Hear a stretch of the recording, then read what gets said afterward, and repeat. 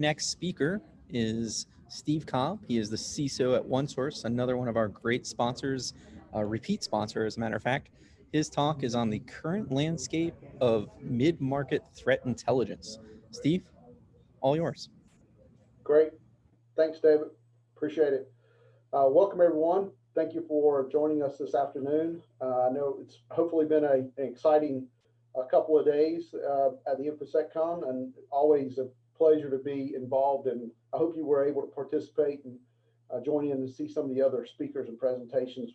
There were some fantastic ones. All of them were fantastic this year. And so as we're winding down to the end of it here, I appreciate you taking time and joining us going through the presentation that I'm presenting today on the current landscape of mid-market threat intelligence. So first, let me introduce OneSource. OneSource is a managed services company that provides managed services for our clients around communication lifecycle management. So you can think about that as us managing networks, data centers, voice, traditional POTS with voice over IP, contracts, support, optimization, all those sorts of things that we do is our pillar that we started back in the early 90s. So we've been in business 25 years now. And we've added managed security and managed IT services in the last 6 years. And for managed IT services, we do a lot of cloud migration and cloud services for companies, consultation, implementation, all those sorts of things as people are migrating to cloud and modifying their on-premise workloads, and management, traditional MSP type management for those companies. On the cybersecurity side, we are an MSSP. We're kind of a unicorn, that MSSP and MDR. So we do compliance and strategic work consultation for clients around security.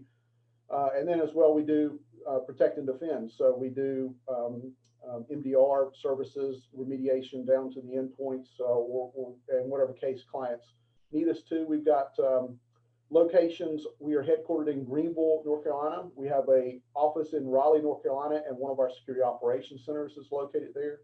We have an office in Mobile, Alabama, and another office in Portland, Oregon, where a second security operations center lives. So we do provide 24/7 security operations for our clients. And that looks like augmentation for their existing staff or completely handling cybersecurity for companies, depending on what size they are and what type of services and support they need.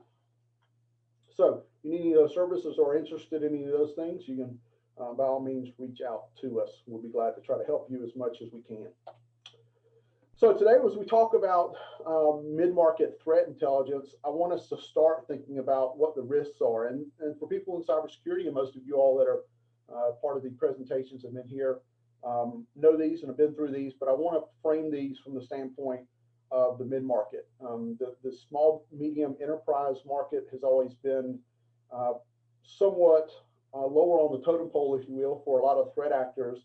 We're seeing that completely change today, as threat actors becoming more opportunistic and looking for more and more ways they can generate revenue for their own business operations. So let's talk real quick about cyber attack trends. So as we know, the amount of attacks are increasing day by day. And obviously, since the onset of COVID-19, and we've gone through the pandemic phase and quarantine phase, and those things we're dealing with even today as part of InfoSecCon and having to join these presentations remotely. We've seen the cybersecurity risk just explode, really. Remote work has increased the average cost of data breaches by $137,000. We're at somewhere north of 4,000 cyber attacks a day since COVID-19.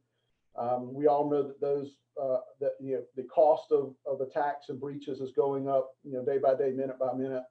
A lot of companies are because they're in remote workforce phase. They've maybe implemented practices to favor convenience rather than security, and so we see a lot of companies and clients that are opening themselves up to attacks because they've got people that are working from home now and having to, allow functionality to the business. One of the major things we see today is commercialized ransomware. So as we think about these ransomware gangs who are doing ransomware as a service now, we see them using advanced techniques to infiltrate organizations, and then as well we see them exfiltrating data so they can use that as extortion means to generate even more revenue. So I'm sure you've seen some of the current current trends around, in fact, big in the news right now, UNC-1878, where that company is, the Riot ransomware group is rampant now and joining, attacking hospital and healthcare companies across the U.S. Today. And so we see these more and more frequently.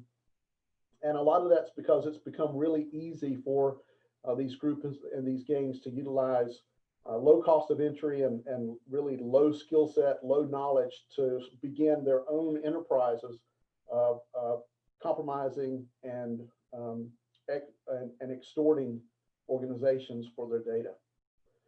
We also see now these dark web forums and marketplaces that are sprung up where people are selling credentials, they're selling access with domain admin credentials to networks. So a lot of these things that we see advertised on the dark web forums are direct access in the companies, and these attackers have their data, they have all their information in order. They can tell you the industry of the company, what the revenue is, how many machines there are, all those sorts of things.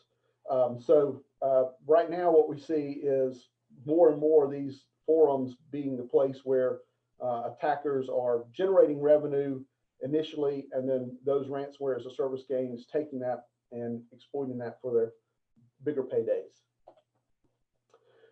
So email threats is still one of the major ways that we see these exfiltrations happen, or initial footholds take place, the initial compromise. And a lot of times these threat actors are compromising email credentials and then using them for other malicious purposes. So for instance, phishing emails that are targeting internal users and partners. They're using these tools sometimes to bypass multi-factor authentication. So we've seen cases where threat actors will use credentials that have been sold on the dark web, or either they've harvested themselves and utilized or taken advantage of password reuse across a corporation, and use those credentials to infiltrate an organization one way or another. So they may steal credentials and try to log in, let's say, to Office 365, but it's protected by multi-factor authentication. But unfortunately, maybe the user used that same password for another application or another entry point, maybe VPN into the organization where multi-factor is not protecting it. So we see these credentials being used and these attacks being used in multiple ways, even still to the point of malware installation, right? So a lot of these security email gateways and other technical tools that are in place really help, tremendously stop the amount of malware being delivered by email. But you have a lot of ingenuity and creativity by the threat actors where they may put a URL in place or a link that then takes someone out to either a compromised SharePoint site or maybe directly somewhere where malware can be, the payload can be delivered that way. And we also know that pretty much everything is vulnerable. Right, if you've been up on the news and covered the trends, we see threat actors and security researchers that are publishing exploits on a daily basis. And as vulnerabilities are released or mentioned, you usually see proof of concept exploits that are released within 24 or 48 hours. So it's difficult for companies, especially large organizations. And I say that even the small, medium organizations, it may even be more complicated for them. They may not have the resources, the manpower, the skill set to do all the patching they need to do across OS, application, network appliances, all those sorts of things. So it leaves them vulnerable for a longer period of time. And as these exploits are created and exposed or presented in the wild, we see attackers picking up on those trends and being happy to take those and exploit whatever they can. We also see a lot of IoT, Internet of Things, being targeted actively. Even in the idea, we talk about ICS and those spaces where control systems are being breached and attacked in power grids or manufacturing plants, those kind of places. Even now, we're seeing attackers that are leveraging access to things like printers or coffee machines, even, and other ways that they can pivot into a network from an entry point that people may not think is vulnerable or may not think is a huge risk. So really the idea, what we talk to clients about is really everything is vulnerable, and where can we segregate and make sure we protect and defend from all those things that may provide access to an attacker. So as we think about these advanced attacks that are now being leveraged on the mid-market, we want to think about what can we do to help prevent those attacks or minimize those attacks as much as possible. And here's where threat intelligence can really come in and be a huge help. So if we think about an advanced attack, what is it we're talking about? So, these are attacks where there's a human at the keyboard. There's someone that's highly customized, tailored attacks. It's not as much of a spray and pray type of engagement. It is targeted specifically at an organization. These threat actors are professional. They're organized. They're well funded. They have the ability to go out and harvest the credentials or access to your organization or small to medium organizations with just by purchasing it online, like you purchase things from Amazon. So they pretty much have a catalog. They can go down and choose what they want and purchase those credentials or access, and then turn around and use their development capabilities or their pure brute force to attack the organizations they may gain access to or attempt to gain access to. And then we see a lot of times that when the attackers get in an organization and maybe they even compromise that organization and get kicked out, they learn and discover so much about the organization. They may have another entry point, so they can repeat the business in just a little while. So there's some statistics here that we add that really speaks to the idea that a lot of times when we engage with a client who's in an IR engagement, incident response, they've been compromised, maybe with ransomware or credential theft or whatever the case may be, we typically see in a very short period of time that they will be the point of attack again by another threat actor, either the same group or maybe it's even a different group. We see a lot of times the threat actors come back and try to regain access to the organization by the very same means they used to compromise the organization in the past. A lot of times when organizations are going through an incident response event, they think that the event stops with kicking the attackers out and making sure they regain their data or they're able to function again.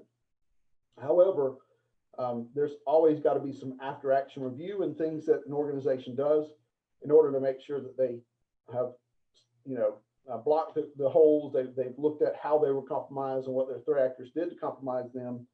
And then they took the appropriate steps to make sure that those attacks couldn't happen to them again.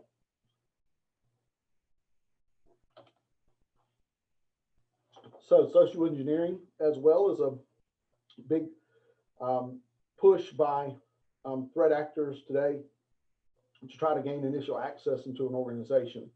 We see this as everyone's well aware of with email phishing. We see a lot of social media phishing. So this is happening more and more and more.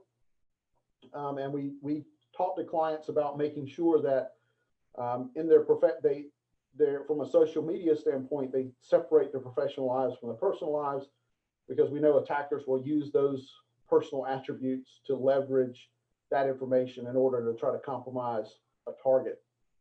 We've even seen the amount of telephone and chat attacks go up considerably, especially during this time of COVID. One of the things we see attackers do is just like predators do when they're on the plains of Africa and are trying, and a tiger or a lion is trying to take down prey. If they can break up the herd and focus on one, usually that one is weaker and they can attack that one. And the same thing happens here is when we're at home, away from the remote workforce, and maybe sometimes it's harder to ask a teammate or someone from IT or help desk or security if you see something suspicious or get a suspicious call or a chat pops up and you're not sure about it. That isolation sometimes works to the advantage of the threat actors. So something to definitely take advantage of, definitely to be aware of, that they will take advantage of. And as well, talking to your employees and being aware of what social media posts they're doing is critical as well, because I'm sure everyone has seen many posts that happen on Twitter or Facebook where there are questions about what your favorite book is, where did you go to high school, what was your mother's maiden name. These little queries and surveys that people put on can be directly used sometimes to look at what your password questions are. I mean, security questions that you put on some applications. So be wary of those and make sure that as you're sharing things on social media, an attacker could be looking at it and trying to utilize it to use it against you. As attackers, I mentioned the stolen credentials. The attackers use these to steal data, and then as we've seen an explosion of people moving to the cloud, I talked about our managed IT business, and we have a lot of clients that engage us to migrate workloads off to the cloud. That becomes another attack vector for threat actors. And so as we see organizations that have more and more areas or more portals, let's say, or applications that users have to log into, there's more and more passwords they have to remember. And human nature is that you use the same password across all those applications, or maybe it's a small variance. Instead of summer 2020, it's summer 2021. When those types of password complexities or non-complexities are put into use and used across multiple applications, attackers have a field day with that and can pivot and compromise a lot of different aspects of a business because maybe poor password controls were in place. So attackers are using these stolen credentials and leveraging them in order to log into cloud services and then exfiltrate data from the victims as much as they can. And then while they're there, they may use that organization's cloud presence to house their own command and control infrastructure, or even use it as a launching point to send out spam or phishing emails from as well. We've seen quite a bit of that happen that were initiated with a credential harvesting attack. So as we talked about, and I said we wanted to focus kind of on the mid-market enterprises, why do you think that attackers are focusing more now on the mid-market enterprises than in the past? There's definitely some reasons for that.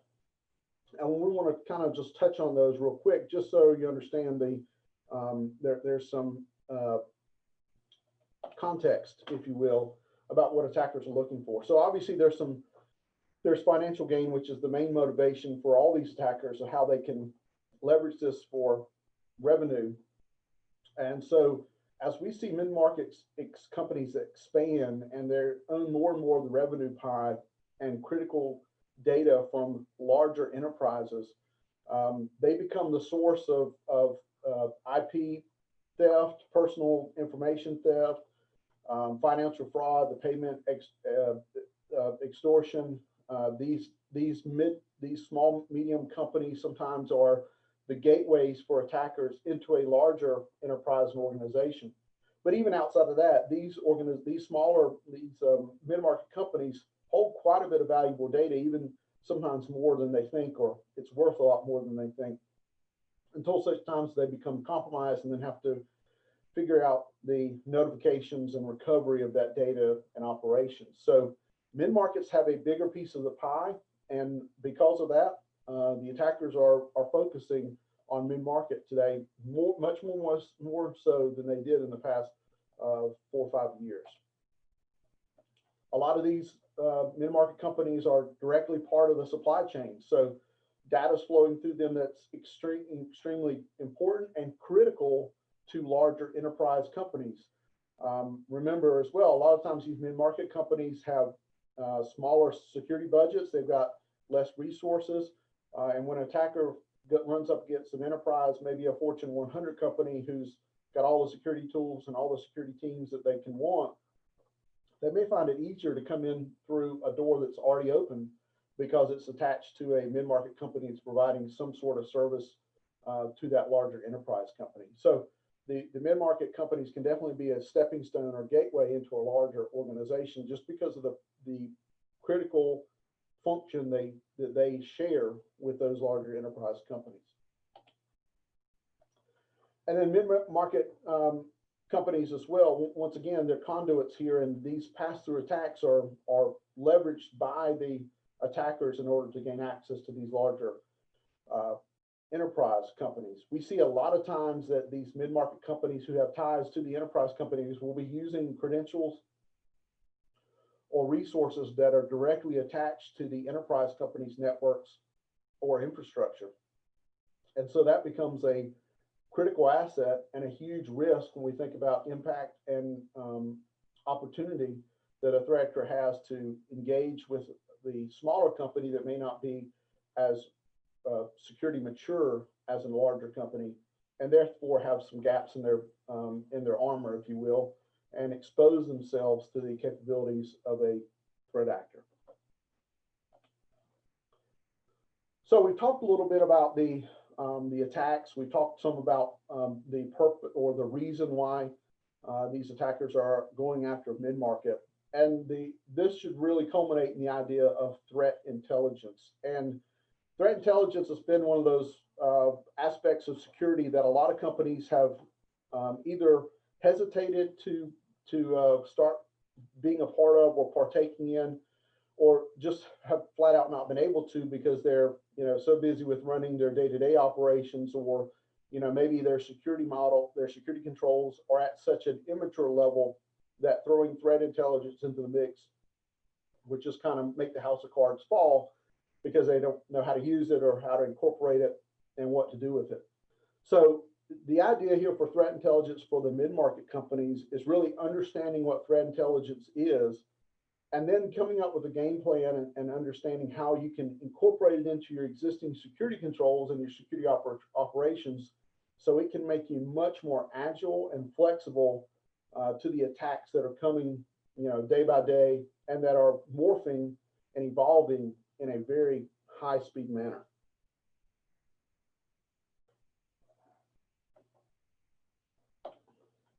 So what is threat intelligence? And there are several different flavors or types of threat intelligence. Not all threat intelligence is equal, but let's talk a little bit about overall the generalization of what threat intelligence is. Normally, threat intelligence is enriched information that details recent attacker targets, tactics, and technologies. It's the TTPs that we talk about for threat actors. Really, if you get down to the most detailed and most useful information, that's really what it is. It's the ideas, the characteristics of an attack that you can use and leverage in order to protect and defend your environment. Typically, these threat intelligence services come in feeds. So they would come to you by signing up for a subscription to some of these services, and they send you either information directly via email, maybe they have APIs, maybe they deliver you attachments in email or content that you can pull down via CSV or JSON, whatever the case may be. But it's usually feeds that you subscribe to, and that data is delivered to you in a regular frequency. And this intelligence feeds, they can be focused in areas like the reputation, signatures, and techniques. Several different aspects and details that can come from these feeds, and they are typically produced by either security research firms or governmental agencies. A lot of times they may be focused on it and be industry specific. They may be focused on some of the lower quality pieces of intelligence, the IOCs that are pretty easy to manipulate, and they may offer some initial value from the standpoint of IP addresses or domain names for an attack it's relatively recent and frequent. But long term, as we know, those are low value, if you will, over a long term strategy of companies many times, because those things are reusable and disposable for the threat actor. So the intelligence that gives you more granular information and the specific TTPs of threat actors can be much more robust and utilize and help you from a long-term strategy, protect and defend your environment from those characteristics. And as I mentioned before, not all threat intelligence is equal. So there are a lot of companies that provide good information, but as I said, it may be operationally useful for a short period of time and needs to be flushed out or renewed and updated frequently because it may become stale extremely quickly. Really good threat intelligence performs or provides context. So let's think about this in the standpoint of this example of sharks. So this example borrowed from a friend, Chris Schreiber, who I presented with him in the past, and this was a really good, I think, tangible example of how threat intelligence provides context in a real life scenario. So if we think about sharks, and we want to go scuba diving, but we're afraid of sharks because we know sharks attack humans, and we think about, okay, how do we where is it that we can go scuba diving so that we don't get attacked by sharks?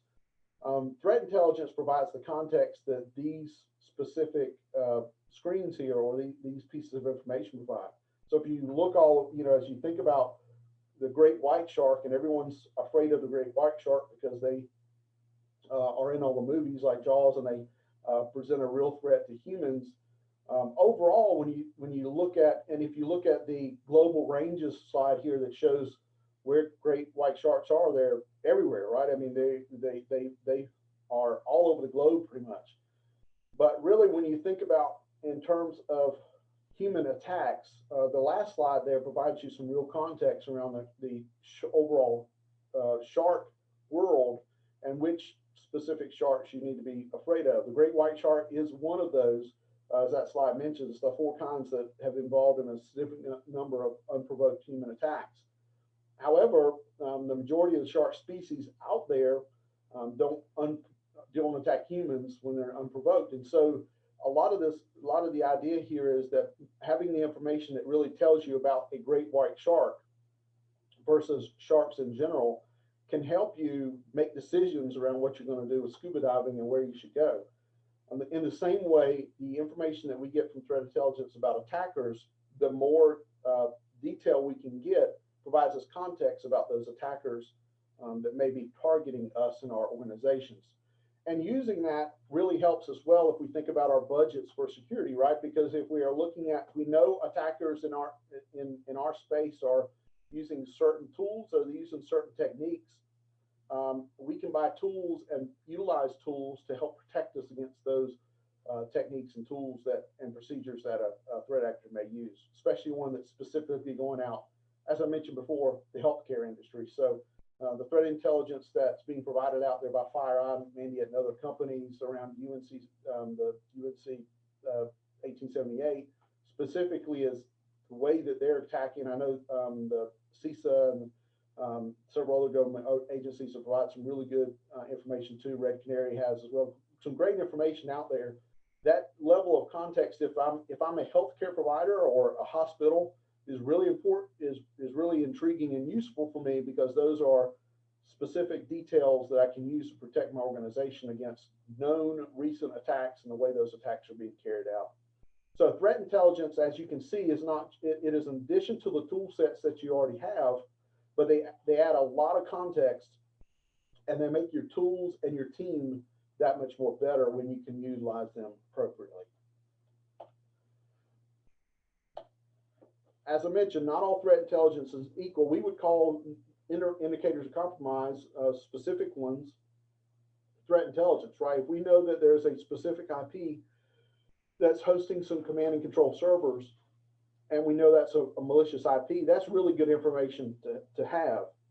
But even better information is the context around that malicious IP. So if we know that there's a APT group like APT29 that uses this specific IP address, that gives me more understanding, especially when I have the threat intelligence to back up who is APT29 and what are their specific tactics, who do they go after, where are they located, right? Because as we see attacks happen after hours, on holidays, on weekends, a lot of times the geographic location of these threat actors can tell you when they're going to be attacking and when they're going to be looking at executing payloads and really doing discovering those sorts of things. So more context can be added here based on the threat intelligence.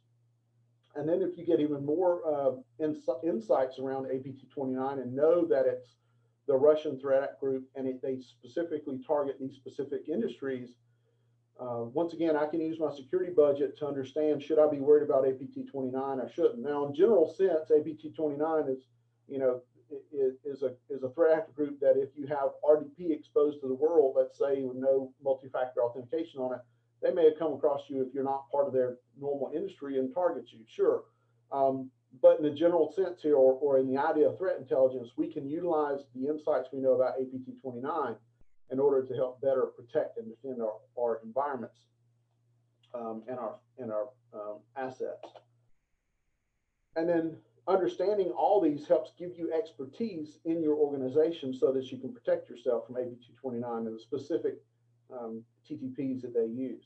Now, these are the ways we can build upon threat intelligence. And as I mentioned before, the IP address is great, but long term, that has a half-life there that's extremely short, right? So the idea is those IP addresses are being recycled on a maybe hourly basis by threat actors. And so if you exude a lot of energy to go and block just IP addresses or domain names, what is your return on investment in that? It's probably pretty small. But I know as well that maybe that IP address is tied to this APT29 and they are not interested in organization or the industry I'm involved in. Maybe I focus my security, my money, and my time in other places in order to protect and defend my environment in a more meaningful way.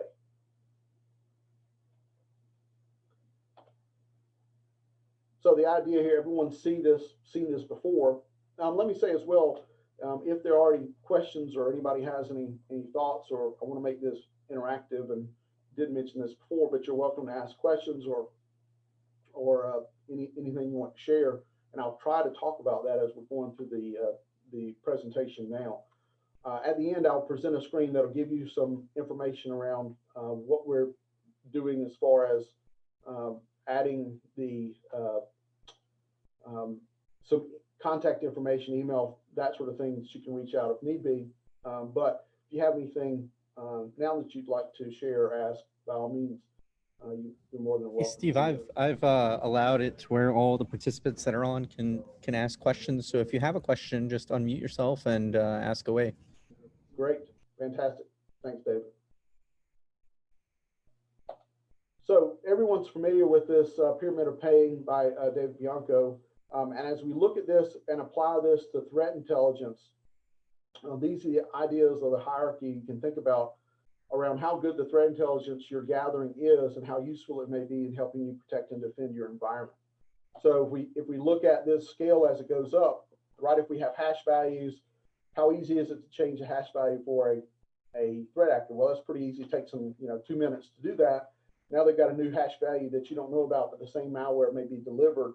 And if you're using that specific threat intelligence in your organization or in your tools to block, it didn't give you a very good return on investment, right? So, but as we go up the pyramid of pain, and specifically the TTPs, the tools, the network and host artifacts that our threat actors are using, and we can understand those things and put blocks in place and apply those to our security tools and our security operations. Now I can make it much more difficult for a threat actor to come knocking on my door and actually gain a foothold or get that initial compromise. So utilizing these specific things, and there's a lot of available information out there for threat intelligence. You get this free, right? I mean, there's tons of places you can go and get threat intelligence that's really good, and gives you information that you can use that has the return on investment that's worthwhile for you to put into your security tools and for your team to become familiar with and aware of. So as we think about here threat intelligence and how small, medium organizations, mid-market companies can take advantage of this, these are the things that I want to point out to you to take away to your organizations to consider and discuss as you're talking about strategically planning for security, and really consider the impact and the value that threat intelligence can add, especially if you take it in the context of what we talked about today. For the mid-market enterprise, threat intelligence that we can glean from these sources that give us the highest up, the tip of the pyramid on the pyramid of pain, go a long way to facilitating the ability for a security team to be prepared for these advanced attacks that are being leveraged against the mid-market. So the first one obviously is know your threat profile, right? And that's a wide topic. It's there's a ton of different paths we can go down there, but really from a high level general standpoint here is knowing your threat profile means that you understand the industry that you're in, you understand the partners and vendors that you work with, you understand the ties or the connections that you have to other third parties that are direct access into your data, your systems. Another big one is knowing what your crown jewels are, right? So understanding what it is about your company that is valuable, that an attacker would potentially go after. Where do those crown jewels live? How do people get access to those crown jewels? And then, understanding those pieces can help you build out what your threat profile is, your risk profile, so that you can put your security tools and controls in place to protect and defend against you. But then it also gives you an idea from your threat intelligence, if you're getting feeds about advanced threat actors that they want attack in certain ways, that may give you great information about tools or steps you can take in your own environment to block those types of access or vulnerabilities, exploitations, if you will, from those threat actors. So the biggest thing as we engage with customers who ask us to help them with their security is we see many companies out who don't understand what the threat profile is. And regardless, even before you start talking about threat intelligence, understanding that threat profile, what it looks like for your company, your organization is key. That's the foundational piece for you to then start building everything on top of from there. The next one is, as part of your security operations, figure out how to put your tools and systems in place so that you can operationalize this data that comes in from threat intelligence as quickly as possible. So if your threat intelligence feeds come in via email and they sit in a mailbox for 10 days before you're able to look at them and manually input those threat intelligence indicators into a SIEM or into some type of JSON rule or YARA rule, then there's a huge window of opportunity for threat actors to take advantage of that that time when those intelligence pieces may not be in place. So automation is key. Understanding what it is you're getting from these threat intelligence feeds and how it can plug into your existing controls and your existing systems can really make you agile and nimble and help make this an advancement in your security team, your security operations, without leaving you exposed when this new information and this data comes out. Because remember, when these threat intelligence feeds are put out, especially the ones that are publicly available and open source, you can imagine, I'm sure you can, that threat actors get those feeds as well, right? They're looking at those things, and as I said, they're recycling IPs and hash values and things quickly when they know that they've been discovered and found out. They're moving on for those. They're disposing of old ones and recycling that quickly. But if their operations are built around specific backdoors or specific tools, specific signatures in that manner, it's much harder for them to recycle and throw that away. And so when they try to use those exploits and vulnerabilities against your organization, and you've been subscribing to these feeds and already have this intelligence in place such that you're blocking those, guess what? Especially in the mid-market space, they move on to easier targets.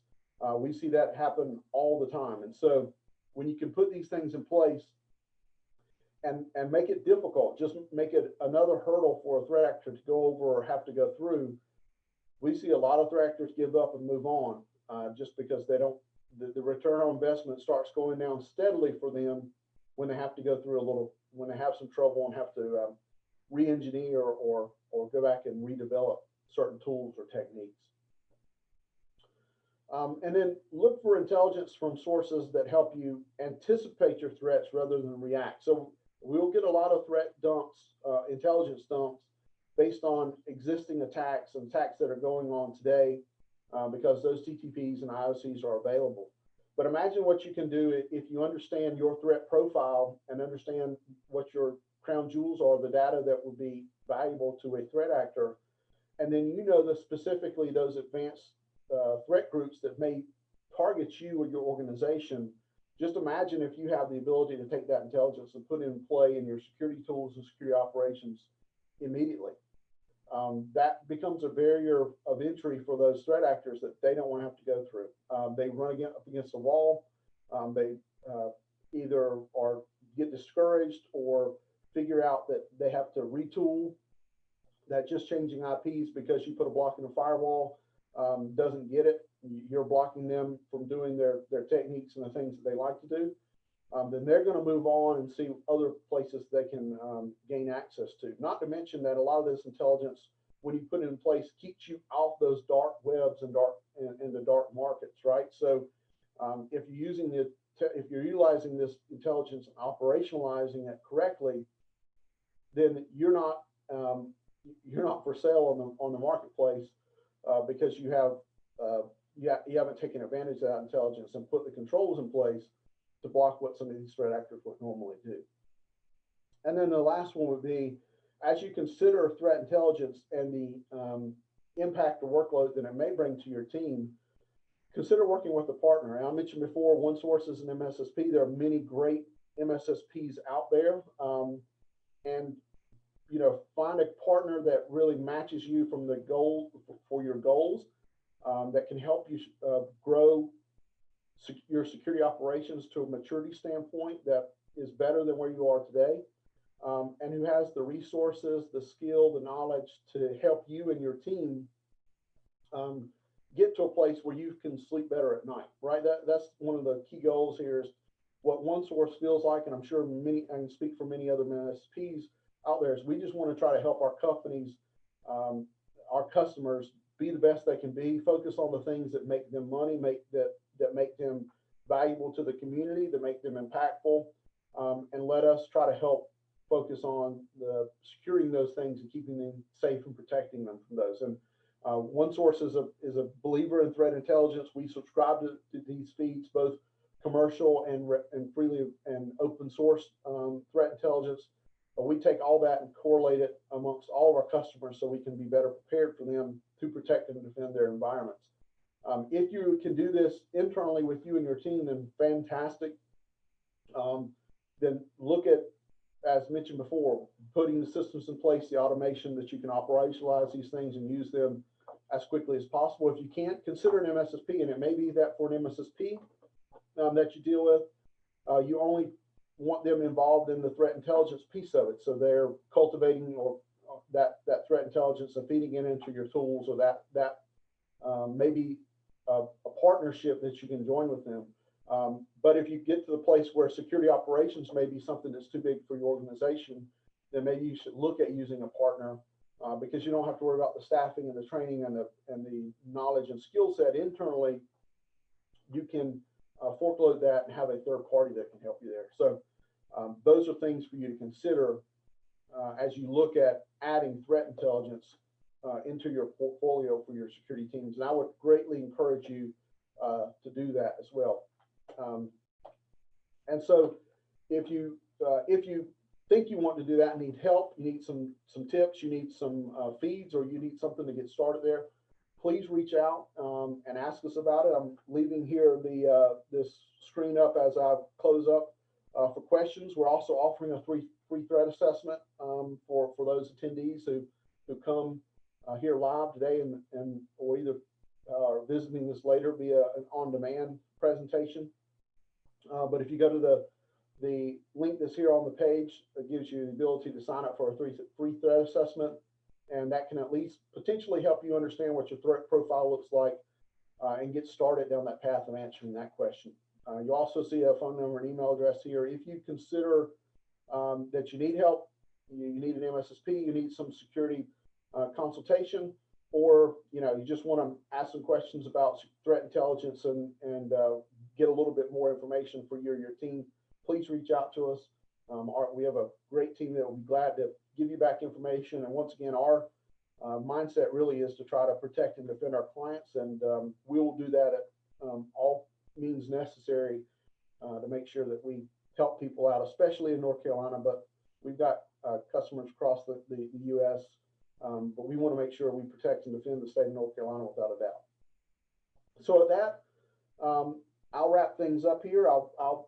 David's open up the ability for anyone to ask questions if they have questions. So I'll wait a few minutes and see if we have any questions. I'll be glad to answer anything that may be on your mind.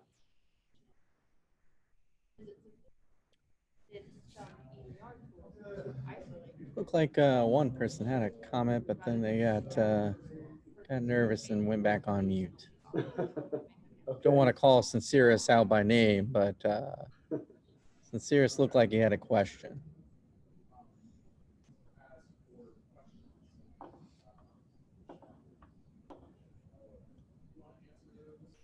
Sincerus, go ahead. You got the floor.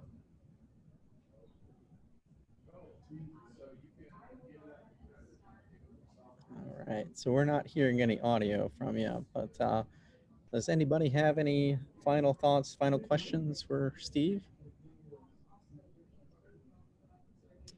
Going once, twice.